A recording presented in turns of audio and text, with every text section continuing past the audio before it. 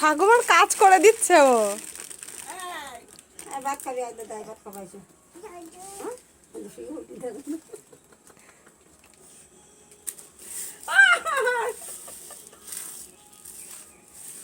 করে না দাদা করে না আটা দিছি থাক না খেলাই নিয়ে থাক আর ভাত ছেড়ে ছেড়াই দিয়ে দিবি ওই ছেড়াই দিয়ে দিবি জলে দিবি